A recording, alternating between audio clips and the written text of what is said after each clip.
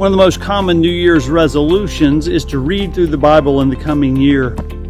And many people start out with good intentions in January in the book of Genesis, and there they read well-known stories like the story of the flood, the story of the call of Abraham, the story of Jacob and Esau, and the story of Joseph being sold into slavery. And then they come to the book of Exodus, and they begin by reading more familiar stories. The story of baby Noah being rescued from the Nile, the story of the plagues, the story of the parting of the Red Sea, and of the gathering of Israel at Mount Sinai to receive the Ten Commandments. But then somewhere along the end of January, early February, they come to the second half of Exodus, where there are no more stories, but instead long list of rules and long list of regulations, and their good intentions for their New Year's resolution just bogged down.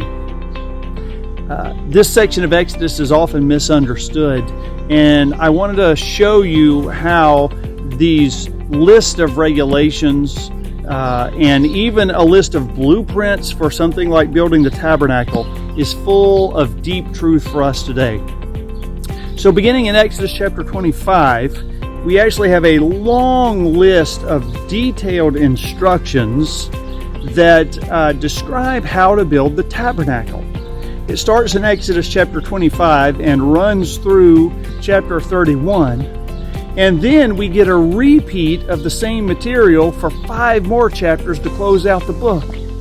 Chapter after chapter of detailed instructions for building the tabernacle. It's enough to put a person to sleep.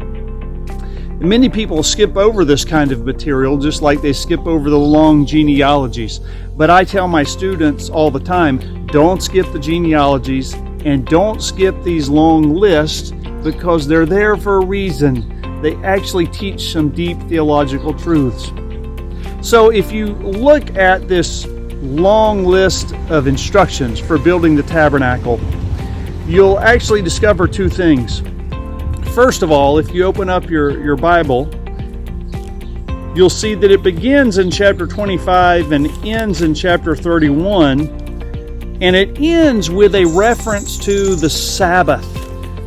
This section of detailed instructions is a highly structured literary piece, divided up into sections, and the last section is a command to keep the Sabbath, which seems odd following a list of detailed instructions on how to build the tabernacle, how to build the Ark of the Covenant, how to build all of the furniture that's in the tabernacle, how to build the priest's vestments and what the priests are supposed to wear.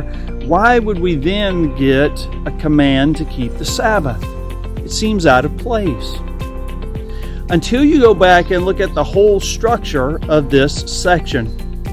This section is divided up into smaller sections, each of which begins with a phrase. So chapter 25 verse 1 begins, "The Lord said to Moses." If you have your Bible open, underline that phrase because that's the catchphrase, the repeated refrain that divides this section of instructions up into smaller subsections. So that's section 1. The Lord said to Moses. This is the longest of the sections, and it actually runs through Exodus chapter 30, verse 10. And then in chapter 30, verse 11, we get a second section. That verse begins, "The Lord said to Moses." That's section 2. Then just a few verses down, because this is a small section, we get verse 17, "The Lord said to Moses." There it is again. Underline that phrase. That's the third section in the tabernacle blueprint description. Again, a few verses down in chapter 30, verse 22, "The Lord said to Moses." That's our fourth section in the tabernacle blueprint. Verse 34, "The Lord said to Moses." That's section 5.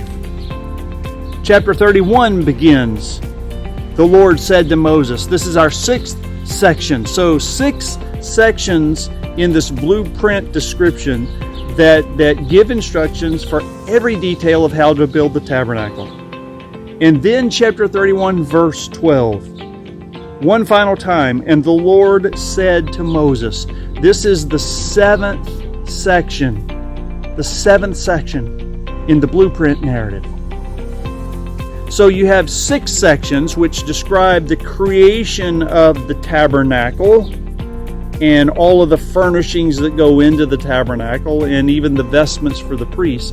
6 sections dealing with making and creating, followed by a 7th section which then gives the command, which we read beginning in verse 12 of chapter 31. And the command is, if I can find it here, and the Lord said to Moses, you are to speak to the people of Israel and say, above all, you shall keep my Sabbaths. For this is a sign between me and you throughout your generations, that you may know that I, the Lord, sanctify you. You shall keep the Sabbath, because it is holy for you. So this final section, the 7th section, is all about Sabbath keeping, which is nothing more than fellowship and communion with God.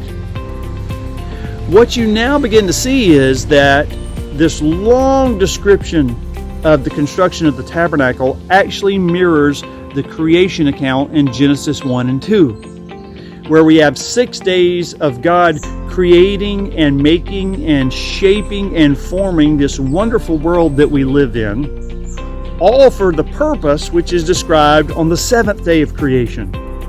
Nothing is made on the 7th day of creation, but the text says it's not finished until day 7.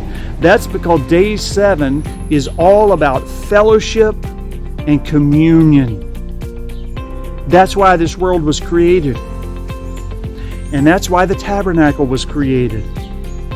It was created not so much as a space where sacrifices could be carried out, but primarily as a place where God's people could fellowship with Him.